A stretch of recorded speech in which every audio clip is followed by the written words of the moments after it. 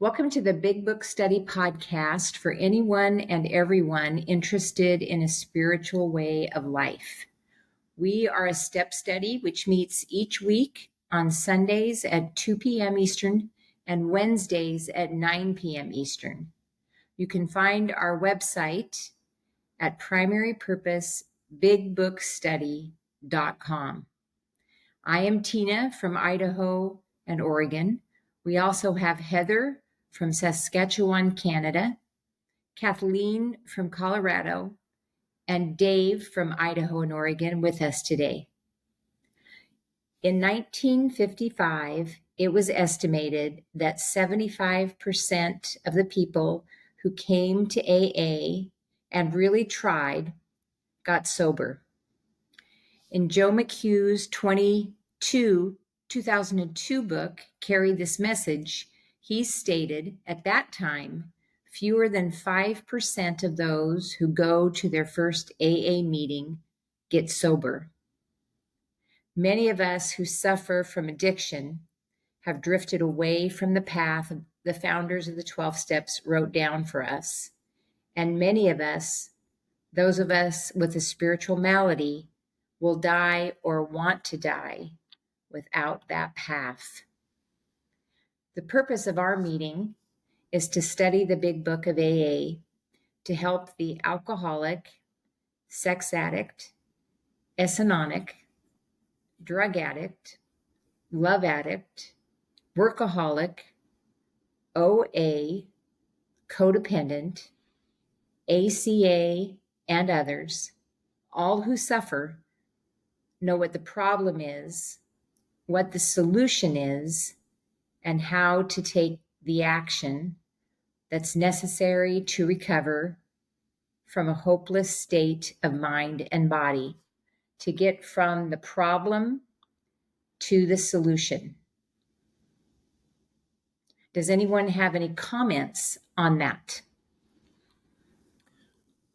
I'm Dave. I'm here in Oregon tonight, and I wanted to just point out that as AA progressed, we got a lot of kind of slogans that went along with attending AA meetings, and one of them was "Meeting Makers Make It," and another one was we should do 90 meetings in 90 days. And I heard all of those when I first got to the program.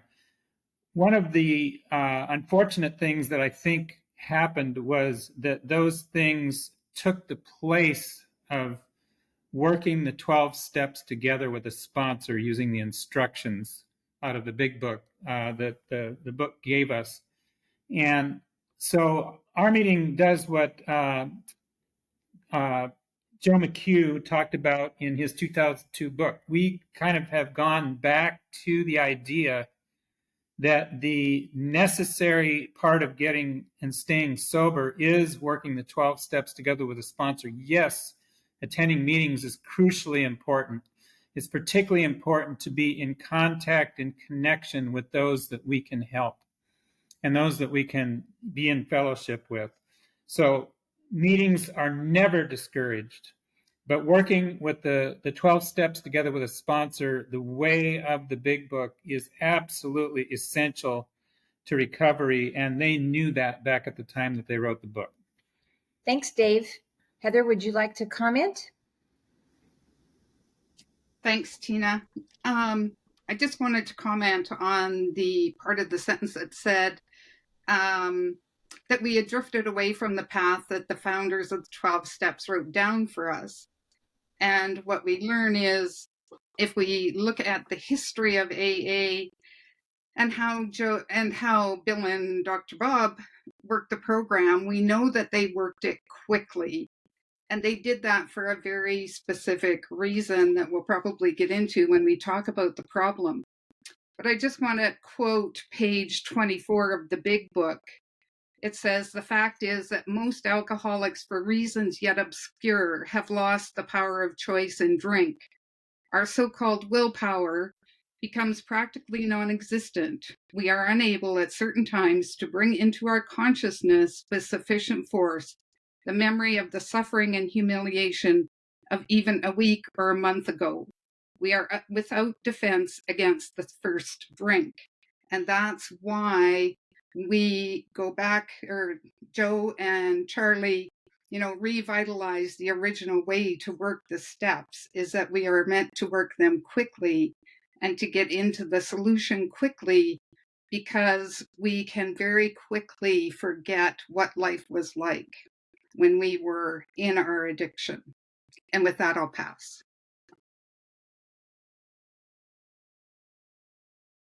Thanks, Heather. This is Kathleen. So I was in program in meetings prior to the meeting that I'm in now, which was talked about at the beginning. And I was there for years, like 8 or 9 years, and they were these meetings were not following the instructions in the big book. They were topic and discussion meetings. Sometimes we might have read a little bit from the big book, but we were mainly reading from other literature. It could have, in some cases, I did the steps many times, and in some cases, it took me 2 years to do the steps, and I never had recovery when I was doing that in those meetings. And so what I've learned in this primary purpose, which is doing recovery and working the steps the way of the founders, this big book it's an instruction book. And it doesn't say anywhere in there in the instructions that we should be discussing other literature. It doesn't say anything about discussing our problems, or the only way that we might share about a problem is with a newcomer to, relate around the problem. And then we focus on the solution. And the solution is in these instructions in the big book. And so it's really important for me and my recovery, and my fellows I see the same way, that we focus on these instructions. It's a textbook. And when we're working with other people, the solution is to share two things. One is the instructions in the big book. So we get to know the big book really well, so we can share those instructions. A lot of that happens when we're working the steps because we're following the instructions. So we learn a lot there, but we continue to study it like a textbook. And then the other thing is that we share our experience. And our experience is, how the problem was for us, and then how the solution, what the solution is, and how that has worked for us, and what that looks like in our lives now. So that's kind of part of what was read in the beginning, is just that people aren't seeing recovery, and we're seeing recovery when we use it the way of the founders. Thanks. I just wanted to read something from Dr. Bob's Nightmare. It says, a co-founder of Alcoholics Anonymous, the birth of our society dates from the first day of permanent sobriety, June 10th, 1935.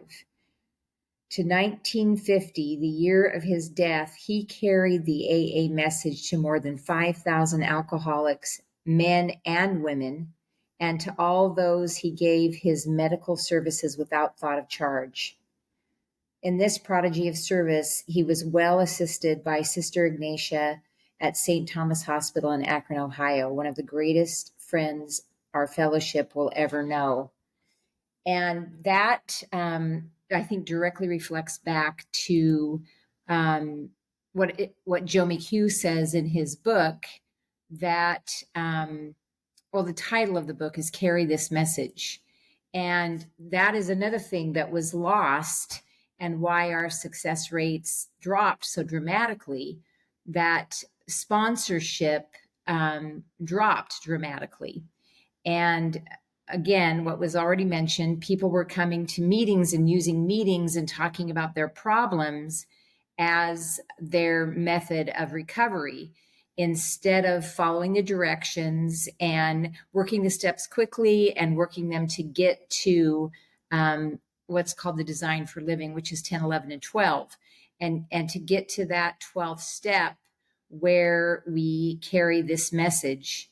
And Dr. Bob is a model of that for us, and really why we're all here, and really why this recovery program continues is because of his working with so many others and his carrying the message through sponsorship, just as Joe McHugh wrote about in his book. And I pass. Thanks, Tina. This is Kathleen again. And the other thing that you read in the reading is this part about that we all study together, and you listed out all the different, like alcoholics and drug addicts and love addicts and codependents and overeaters and etc. And so the solution, the problem is the same for all of us. We have different symptoms, but the problem is the same and the solution is the same. So we can study together because we're focusing on learning about the problem, learning about that we have this two-part, mind and body problem, and that, underneath our symptoms are, that we are become irritable, discontented, and we then start to pick up our metaphorical drink. So I just wanted to point out that we're able to study to get together, and then the solution is the same for all of us. It's living in 10, 11, and 12. And when it comes to our symptoms, we don't learn how to stop doing our symptoms. What we learn how to do is turn to do something different. And we turn, in this turning and in these actions is where we get reliably hooked up to a higher power. So anyway, we're able to study together no matter what our particular issue is. Our sponsors have the same issue that we do, but we can study together.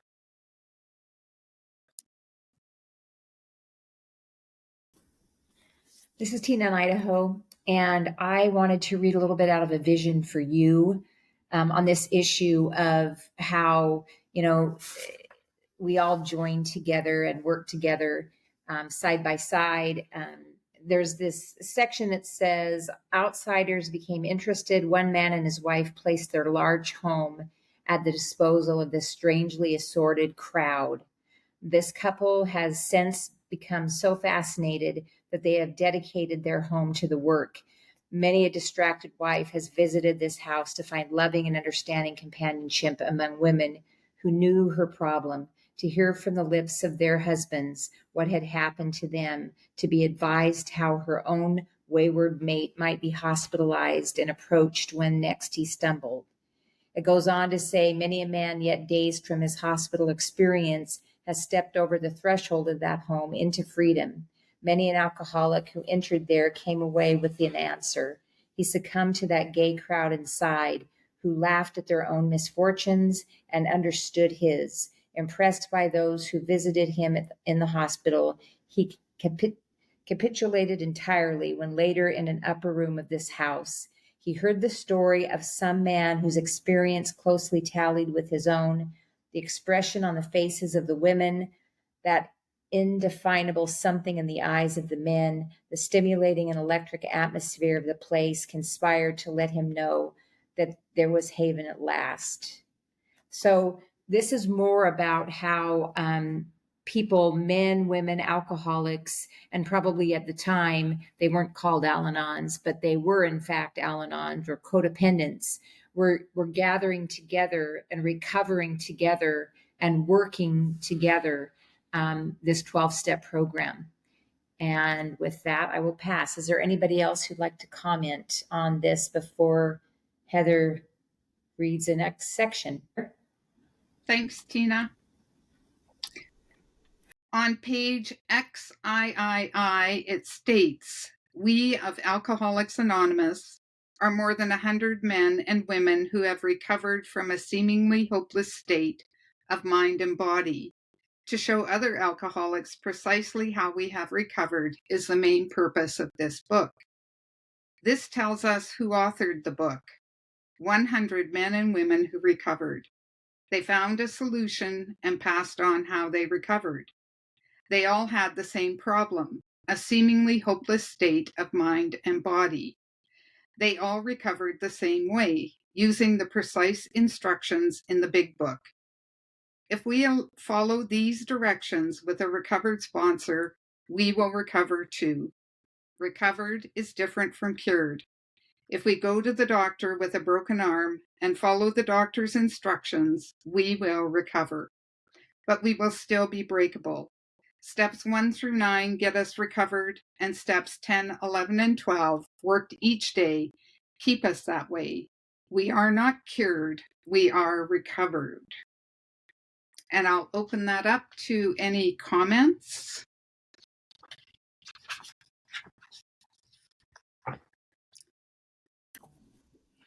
This is Dave. I am from Oregon, and I want to just talk a second about that word recovered. That's not a word I heard used a lot in the AA rooms that I attended for 10 years. It's a word that's used very specifically in the big book. In fact, later on in the book, it in chapter 7, Working with Others, says we should describe ourselves as a person who is recovered. What that paragraph just read said is that's not claiming we are cured. We are still an addict. For an alcoholic, we're still an alcoholic. Nobody said we weren't going to be an alcoholic. We'll be that for the rest of our lives. We're a recovered alcoholic. We're a recovered addict. I think it's extremely important to be honest and give people the hope that comes with hearing that word. You're recovered? How did you do that? Tell me what you did to get to that point. We have a set of instructions when we get asked that question. So I think it's a super important word. Thanks. Thank you, Dave.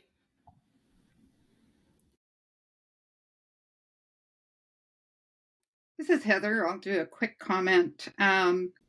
In the reading, it says they all had the same problem, a seemingly hopeless state of mind and body. And what does that mean? So when we look at the big book, it very clearly identifies for us that our hopeless state of mind is our insane thinking that we can use self-will or self-knowledge to quit our addiction and be like other people. And our hopeless state of body is around the craving, the abnormal craving that we have, or the response we have, where once we start we can't stop, whether it's drinking, whether it's controlling or manipulating or fixing for a codependent, we can never get enough. And I encourage you to go to our second episode 2 of this podcast, where we do a deep dive around both problems of a hopeless state of mind and body. And with that, I'll pass.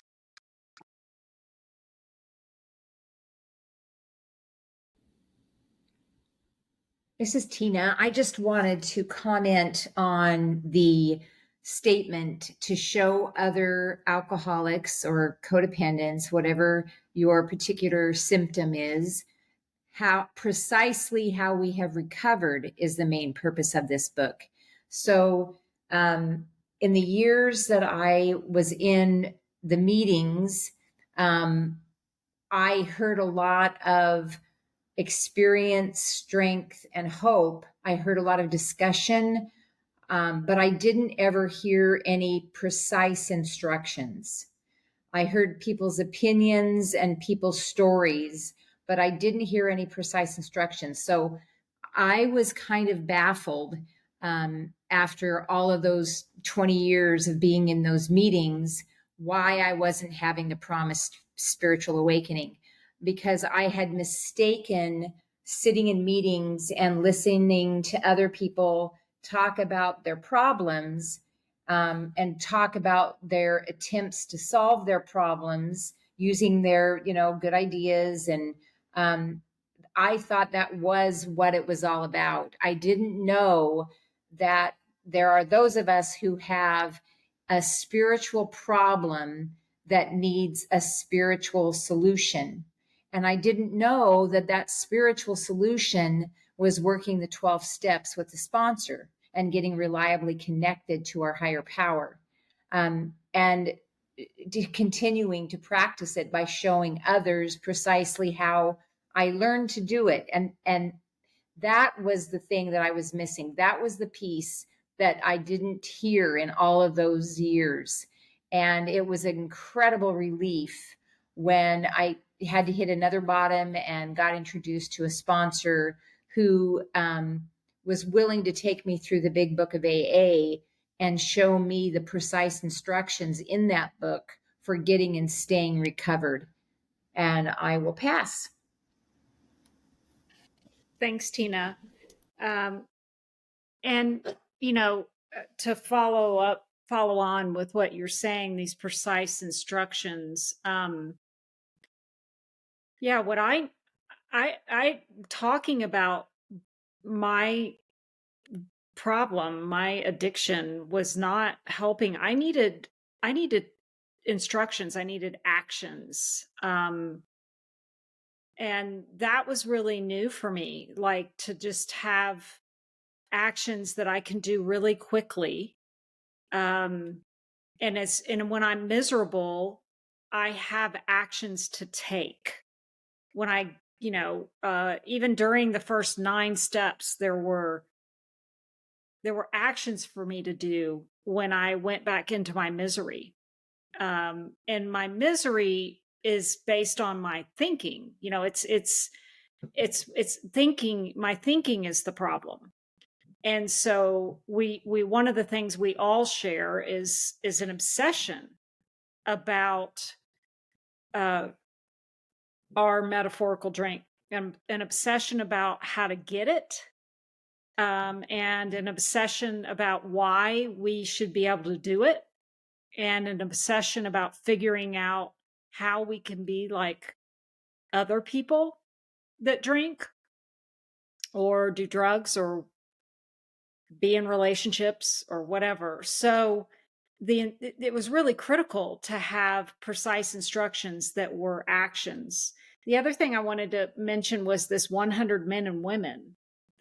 So this book was written by 100 men and women that had found recovery. And the book talks about this freedom and this joyous and this new way of life. Not just sober, not that they weren't doing it. It wasn't just about not doing their metaphorical drink, but they actually were enjoying their life, and they were developing, and they were being these creative, intelligent agents of God's ever expanding creation.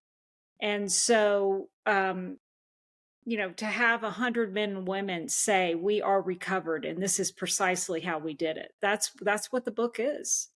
And there are so many more beyond that now that are recovered because of these precise instructions. Thanks.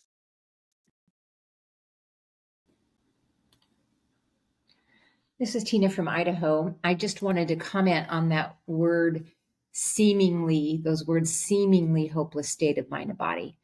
And the reason why it seemed hopeless at the time is because they had gone to all of the doctors and the psychiatrists and the people that were supposed to be able to help with problems, and nobody was able to help. They even, one of the very first alcoholics even had gone to see Dr. Carl Jung, and nothing, he was with him for a very long time. Dr. Jung said to him, okay, I've given you everything I've got. You're in great shape. You have a great life.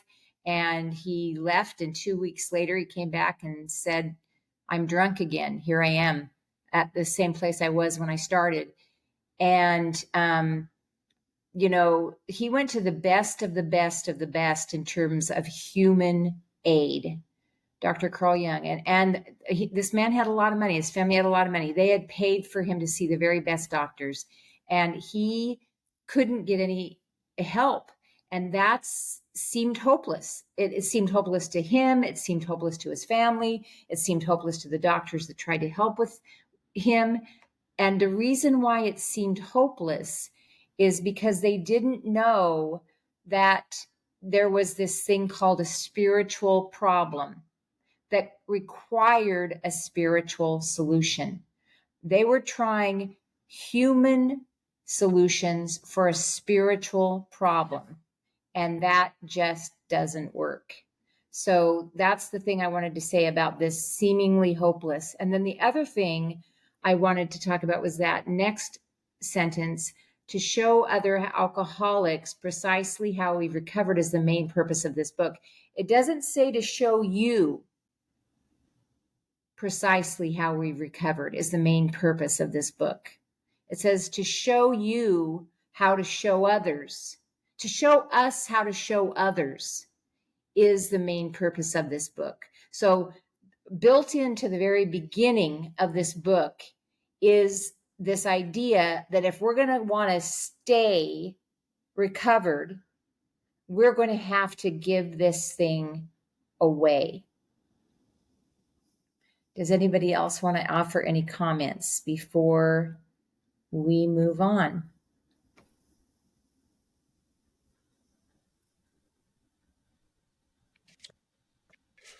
Okay, this is Kathleen, and I'm going to read the next portion here for us to comment on.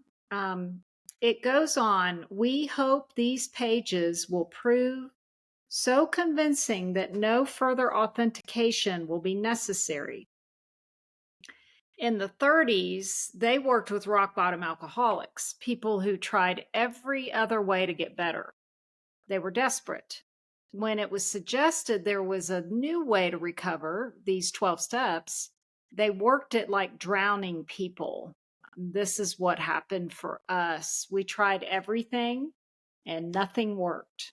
Our seemingly hopeless state brought us to our bottom and made us willing to take the necessary actions to recover. And this is step one.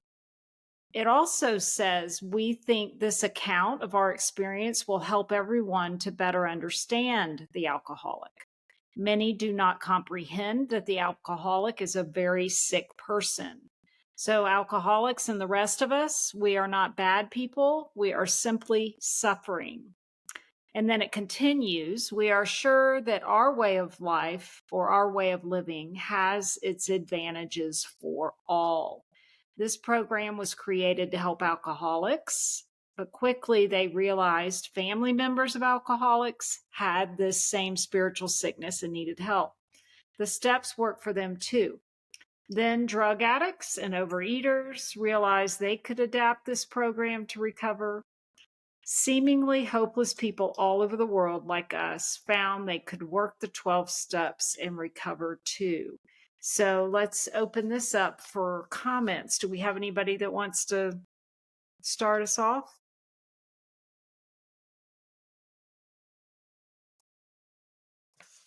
Okay. Oh, go ahead, Tina. Okay, I just wanted to comment that when they say rock bottom alcoholics or rock bottom codependents or rock bottom, whatever your particular symptom is, that means people who are incredibly miserable and are incredibly desperate, and they've tried everything. And they feel like they're drowning. And that is what we get to. We get to the place where we feel like we just can't go on any longer. And then we try something else. And the stories in the back of the big book of AA talk about one person after the next, after the next, after the next, and all of the things that they've tried. And it's really kind of excruciating to read these stories for us, because it's our story. You know, we try everything we can think of and then some, and we just keep coming back to our misery. And that is an absolutely necessary ingredient in this recipe of recovery. Misery is the first ingredient in this recipe. And that's why it's step one. You know, we've got to hit a bottom. We've got to get to the point where we're waving the white flag, where we're out of ideas. And one way that you can tell that you're there is most of us have never really asked for help. You know, we're too proud, or we're managing and trying to maintain an image or whatever. But when the words come out of our mouths, will you help me, please? When we see someone like us who has a life that they love, you know, when we ask them those words, we are, you know, we have hit our bottom. We are out of ideas. We're ready. We're willing. So, and then it says that we think this account of our experience. So that's a really important piece, is that this big book isn't about good ideas. It's about experience. This is what these people actually did. They actually hit a bottom, all of them who wrote this book. They were actually desperate, wanting to die, completely out of ideas. And then they asked someone to sponsor them to take them through the steps. And a lot of times, though, especially with alcoholics and drug addicts, there's a lot of judgment that they're just sick, or they're just, I mean, not that they're sick, that they're bad, or that they're immoral, or that they're weak, or they don't have any willpower. And what really is the truth is that those of us with a spiritual malady, including codependence, are sick and suffering people. We're not bad. We are simply suffering. And what's wonderful is that, and I loved rereading that about Dr. Bob, that he didn't just sponsor alcoholics, because there was no one to sponsor the Al-Anons back then. Then there was no one to sponsor the women back then, because the first people who got recovered were male and they were alcoholics. Of course, they were also codependents, but they didn't know that at the time. And they stepped up and they saw that these family members had the same symptoms, the same misery, the same desperation as those who were drinking. And Dr. Bob helped those people too, offered them his way of life. And turns out it worked for them, just like it did for the alcoholics. And with that, I'll pass. Thanks, Tina. This is Kathleen. I wanted to comment on this, that we try, basically that they tried everything. What does it say here? People who tried every other way to get better. So, but as I was headed towards my bottom, you know, I was so wrapped up in, we do this with this illusion, this great illusion, that we're going to be able to drink like everybody else. And with that great illusion comes this, you know, kind of mad rush to find the solution, right? That the thing that's going to help us get better so we can be like other people. And or help us to drink less, or help us to act differently when we drink, or help us, and we try everything. And this is really important, as was said earlier. This is really important part of our recovery. We have to if there's any ideas that we still have, we have to go try and do those. And for me, it was anything from, therapy to supplements to acupuncture to moving to a different city to changing a relationship, just in this one, and it's got to, this one's got to be the problem, so I'll go find another one, to just on an endless things. And there's nothing wrong with those things in and of themselves. They're just not our solution. Not to this problem, not to this mind body problem. And those are all human solutions. And what the book teaches us, there is only one kind of solution. It is a spiritual solution. And it's not believing that there's a higher power. It's that's part of it, but it's way beyond that. It's actually living a life where our higher power is the director, not us anymore. So it's not just believing that there's a higher power there, but it's also letting our higher power run the show. And that's the spiritual solution. And doing that is going to take a lot of actions. And then after we're done with the 12 steps, we're going to live in those actions every single day, 10, 11, and 12, so that we stop being the ones that try to run the show, because we're just going to come up with human solutions. And we're just going to get irritable and discontented with other people or what's happening in our day. But our higher power knows what's best and will bring us everything that we need. Thanks.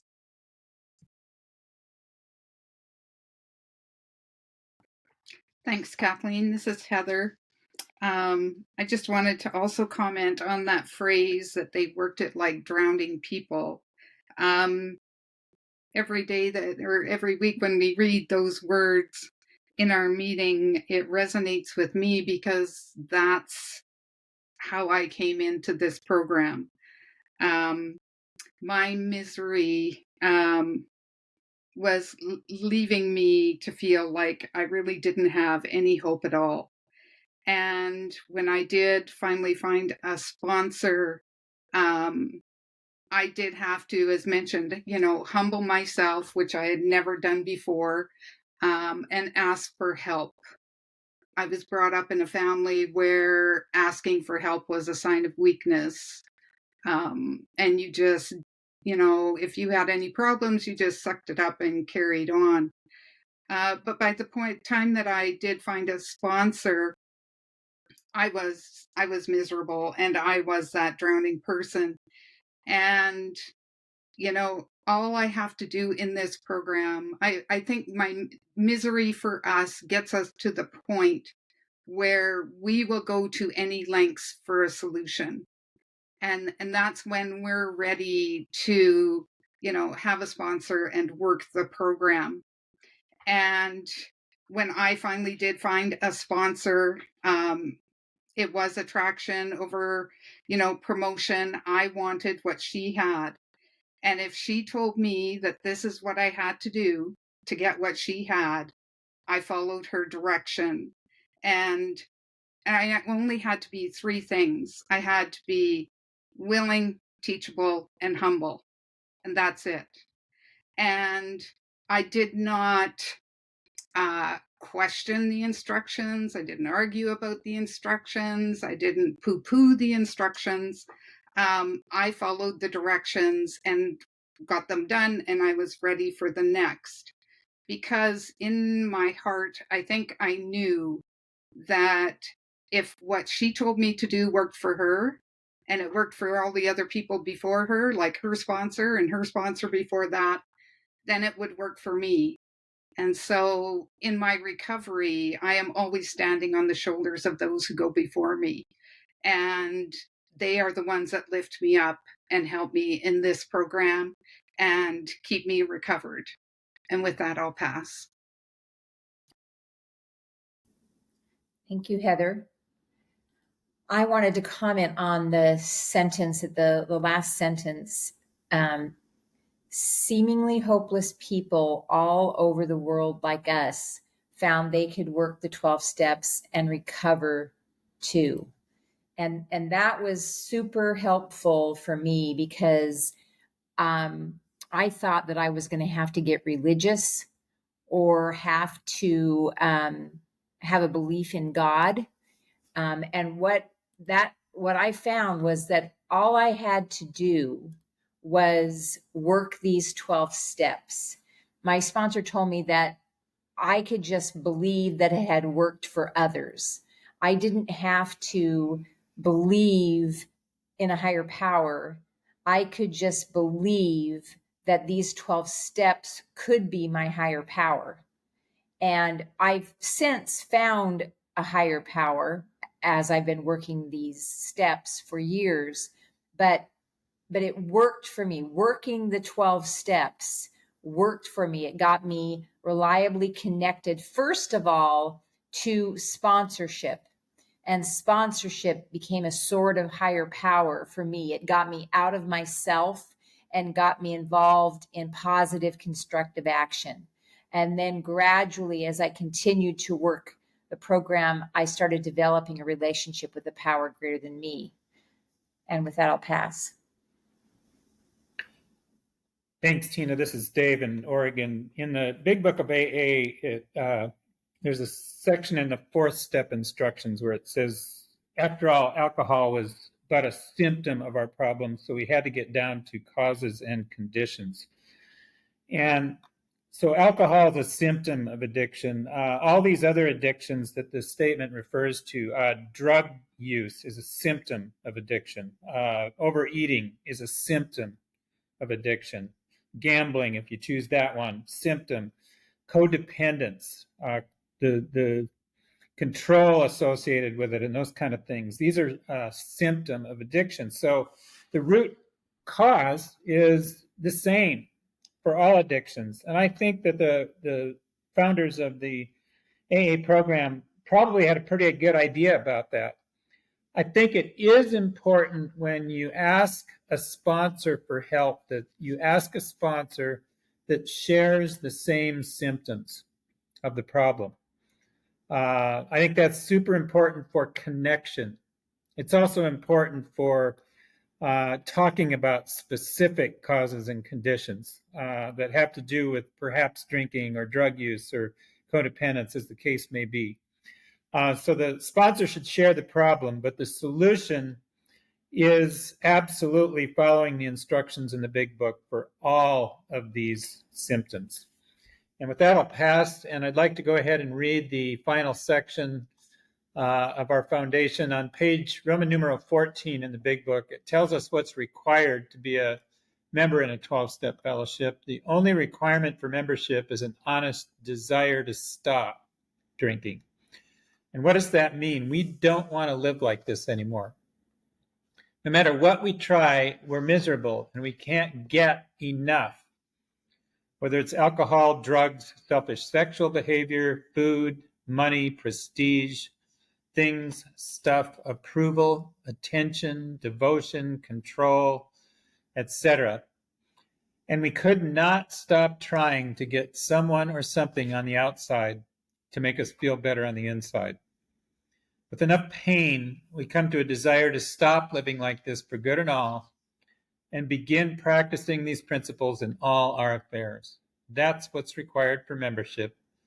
We simply say, I want to stop. I can't live like this anymore. When a newcomer sees a person like them who has recovered, it gives them hope. He or she asks for help. These become steps 2 and 3. The recovered person passes on these precise instructions. That's how this solution spread from Akron, Ohio, to New York City, back over to Cleveland, and eventually around the world. Our purpose is to study the Big Book of AA in order to help all who suffer know what a spiritual malady is, what the solution is, and how to take the actions necessary to recover from a hopeless state of mind and body, to get from the problem to the solution. There is help and hope here. Welcome, everyone. And I'll open that for comments. Thanks, Dave. This is Kathleen. I couldn't help but notice when you were reading the first section of that, I just heard the word get a lot. You know, we couldn't get enough of this. We couldn't, all these different things that we want. And, the thing that recovery is about, the whole guiding principle, it says in the big book, the guiding principle is, we begin to live and give instead of get. And this is the new way of life.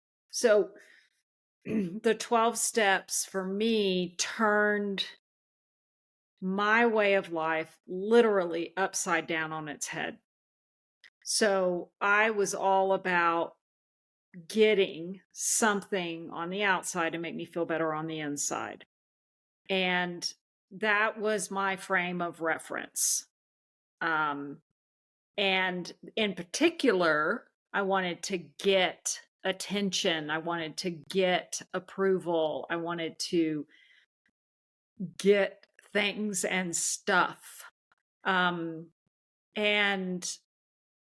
what the answer is here that we have to learn how to do, we have to practice how to do, we have to clean up everything that's in the way of us doing. We have to basically learn how to live and give all the time. So we're not trying to get is our old way of thinking. And it never worked for us. And so in this giving is where we get that connection with this higher power. And when we get the connection with the higher power, now we can start to hear our higher power and hear the directions.